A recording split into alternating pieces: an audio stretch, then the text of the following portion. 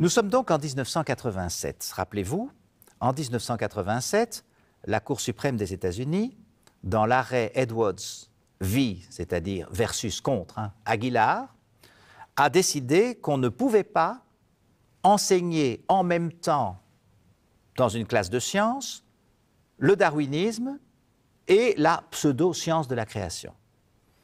Et son argument était que ce n'était pas une vraie science. Les créationnistes avaient bien appelé leur théorie science, mais vous avez création, c'était de la religion déguisée, et donc la Cour suprême a dit vous ne pouvez pas demander qu'on donne le même poids à l'enseignement de la biologie scientifique et à votre science de la création. Alors quelle a été la réaction?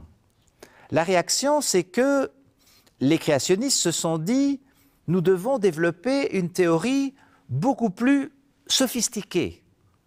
Pas simplement un habillage scientifique, on continue avec création mais on met science, mais vraiment quelque chose qui soit, ou qui puisse apparaître en tout cas comme scientifique. Et c'est à ce moment-là qu'il crée la doctrine de l'intelligent design. Alors design, c'est projet, comme le projet d'un ingénieur ou d'un architecte, projet intelligent, donc une intelligence qui fait ce projet et qui réalise un objet qui est conforme au projet ou à l'idée. Alors l'idée, c'est que ce sont des scientifiques et qu'ils proposent vraiment une théorie qui, selon eux, rend mieux compte de la complexité des objets biologiques que ne le fait le darwinisme. Et leur théorie, il y a plusieurs arguments, mais un des arguments importants, c'est l'argument de la complexité. La vision, l'œil, le processus immunitaire très compliqué, tout un ensemble de processus vitaux qui sont extrêmement complexes et dont les défenseurs de l'intelligent design disent qu'ils ne peuvent pas avoir été produits lentement par l'évolution qui est passée des grands singes aux êtres humains, mais que nécessairement c'est tellement complexe que ça doit avoir été fabriqué par quelqu'un.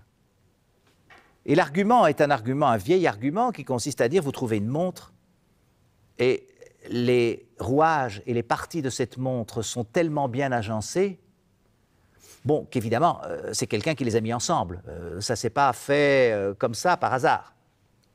Eh bien, ils disent, a fortiori pour l'être humain, ou pour les organes tels que la vue, ou pour le processus immunitaire, ou pour la coagulation, c'est tellement complexe ces phénomènes que nécessairement, il faut qu'il y ait quelqu'un qui ait agencé tout ça, il faut qu'il y ait quelque part un designer, un fabricant, un ingénieur, un architecte, etc. Vous voyez que, quelque part, ils ne disent plus un mot de la Bible, plus de mots création, Dieu créa, etc. Ils ne disent plus un mot de la Bible. Ils disent on est des scientifiques, on essaye de comprendre, comme tout le monde, les phénomènes biologiques, et on dit, ben voilà, on ne peut pas les comprendre sans supposer un designer. Alors, ce designer, ils ne disent pas nécessairement que c'est le Dieu des chrétiens. Dans certains arguments, certains ont même dit c'est peut-être un extraterrestre. Mais enfin, bon, grosso modo, ils savent très bien que s'ils introduisent dans le cours de biologie cette idée de designer, ils ont déjà quelqu'un qu'ils appellent fabricant designer, mais qu'on peut considérer comme le créateur, et qu'ils ont la possibilité d'affaiblir le cours de biologie scientifique, c'est-à-dire le cours de théorie de l'évolution, le cours de darwinisme.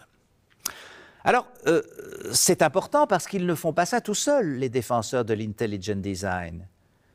Ils sont payés avec des sommes considérables par un institut qui s'appelle le Discovery Institute, l'Institut de la découverte, et qui est basé à Seattle, qui est une grande ville du nord-ouest des États-Unis.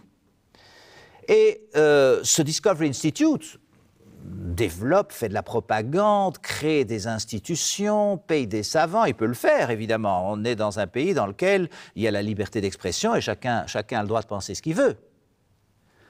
Le problème évidemment, c'est qu'ils voudraient bien rentrer dans les écoles parce que ce qui leur importe toujours, c'est d'empêcher que des générations entières d'enfants ne soient corrompus par ces doctrines qu'ils considèrent comme des doctrines impures. Et comme il y a eu 2 arrêts de la Cour suprême, ils ne peuvent pas interdire le darwinisme et ils ne peuvent même pas essayer de se mettre à côté en disant, si vous enseignez le darwinisme, vous devez aussi enseigner la science de la création, mais on a créé l'intelligent design, qu'ils considèrent comme beaucoup plus sophistiqué, et ils vont pouvoir revenir en quelque sorte dans la course avec cet intelligent design.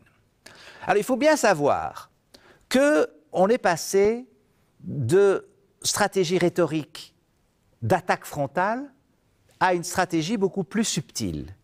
La première, celle de l'attaque frontale, vous la voyez dans les années 20, avec les monkey laws, c'est-à-dire des lois qui interdisent que l'on enseigne le darwinisme, c'est bien clair, ou qui interdisent que l'on enseigne des doctrines contraires à ce que eux lisent littéralement dans la Genèse. Au moins c'est clair. Il y a d'un côté une vérité à laquelle on ne peut pas toucher, rappelez-vous, une vérité dogmatique qui vient de plus haut, qui se trouve dans les textes sacrés, et de l'autre côté ce que disent ces êtres humains que sont les scientifiques et Darwin, et qui n'est pas la même chose. Donc on ne peut pas le faire. Alors, en 1968, la Cour suprême, vous l'avez vu, dit non, vous ne pouvez pas voter des monkey laws, et toutes les monkey laws qui existent sont annulées parce que c'est un établissement de la religion qui est interdit par la Constitution, le premier amendement. Et donc la Cour suprême dit, c'est fini, le darwinisme est dans l'école et il l'est parce qu'on enseigne dans l'école les résultats scientifiques, en l'occurrence de la biologie. Alors, ils prennent une stratégie déjà plus douce, moins frontale, en disant, d'accord, on demande simplement, si le créationnisme ne peut pas remplacer le darwinisme, est-ce qu'on ne peut pas enseigner les deux? C'est controversé, comme ça, les élèves auraient les différentes facettes du problème et on enseignerait la controverse. Teach the controversy, ils disent ça. Attention, c'est un vocabulaire qui n'a plus rien à voir, là, avec la religion imposée, mais au fond, c'est normal d'enseigner les controverses. Et si les enfants peuvent comprendre, on peut leur enseigner, dans l'enseignement secondaire, les grandes controverses scientifiques. Il y a eu de grandes controverses entre Einstein, la relativité d'un côté, et puis le grand savant danois Bohr qui défendait la mécanique quantique. Alors, est-ce qu'on peut enseigner ça dans le secondaire? Je n'en sais rien parce que ce sont des controverses très compliquées. Mais si on le pouvait, pourquoi pas? Pour montrer qu'il y a des controverses entre savants. Mais évidemment, ici, il s'agit d'une controverse que fabriquent les défenseurs de l'intelligent design. Et il faut voir si les scientifiques des universités, les grands professeurs de biologie vont les suivre ou non. Alors donc, cette attaque devient de plus en plus apparemment douce. C'est-à-dire qu'on dit qu'il faut enseigner l'intelligent design avec le darwinisme, et que même à un certain moment, vous allez voir, ils vont dire « mais non, on ne veut même pas enseigner l'intelligent design, on veut simplement informer de l'existence de l'intelligent design les élèves au début des cours de sciences ». Et ça, c'est important. C'est important parce que ça va mener à une affaire qui sera une affaire fondamentale dont je vous parlerai la prochaine fois et qui s'appelle l'affaire Kitzmiller, K-I-T-Z-M-I-2-L-E-R. Donc Kitzmiller, en général, on appelle les affaires du nom d'un des premiers plaignants, enfin c'est une plaignante en l'occurrence, et donc c'est l'affaire Kitzmiller. Vous allez voir, c'est une affaire importante. Ce que je veux résumer en terminant cette partie-ci, c'est que on est passé d'arguments d'attaque frontale, les monkey laws, à une stratégie qu'on peut appeler la stratégie du loup dans la bergerie. Fait ce que fait le loup, il veut entrer dans la bergerie, s'il montre qu'il est un loup, il y a peu de chances qu'on lui ouvre la porte, s'il se déguise en mouton, on le prendra pour un mouton, il ouvrira la porte, et une fois qu'il sera à l'intérieur, vous voyez les dégâts qu'il peut faire. Et bien ici, vous avez cette stratégie.